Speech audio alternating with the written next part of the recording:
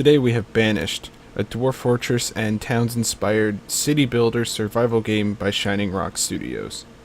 So this is how it all begins. You start with a few houses and a few animals on the easiest difficulty, which I recommend playing on, since on the higher difficulties, you don't start with any livestock. You can buy livestock from a trader, but it's very expensive and comes from a building that you won't have for quite a while. Now I'm starting to run out of food, and the pasture isn't built, and neither is the fishing dock. So fortunately, they added a increased priority tool.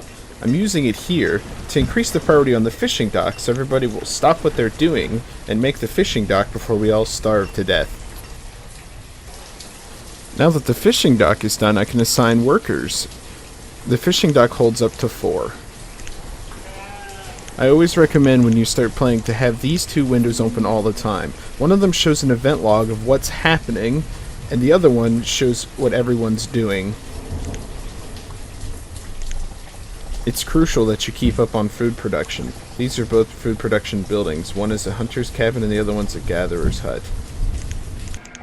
Don't forget to build a woodcutter. They split logs into firewood so your people don't freeze.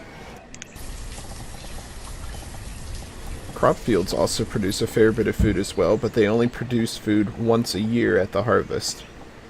And make damn sure they're done gathering before winter gets there, otherwise all the crops will freeze and go to waste. Now that winter's here, people will be using much more firewood.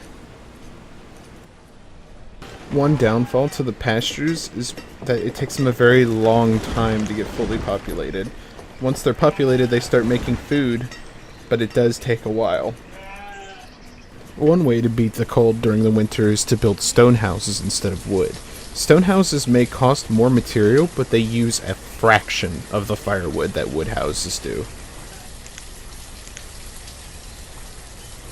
Do make sure to build a schoolhouse that will make your workers produce more materials when they're producing.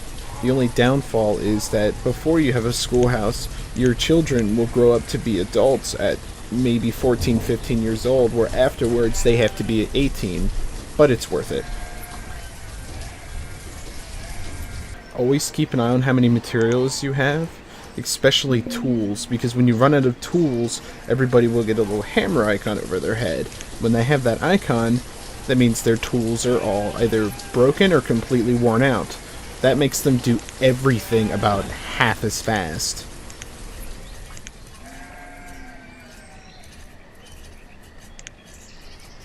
Other useful things to know that I didn't happen to specifically give video for, that you can build a town hall and that will give you information on food usage, material usage, how much you're producing and consuming, as well as other things.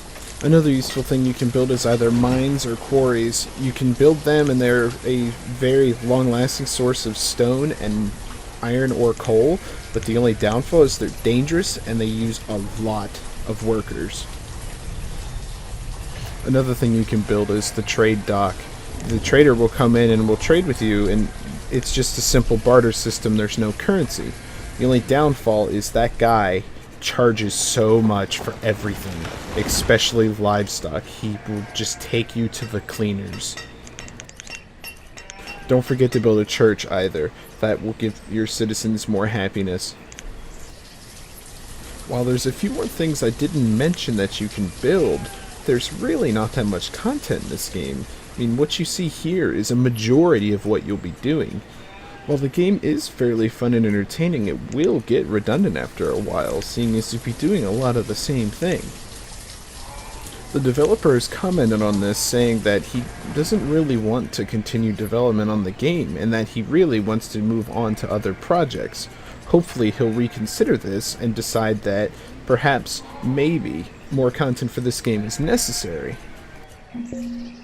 While the game is short on content, I still enjoyed it. They're only asking $20, so the barrier to entry is not very high.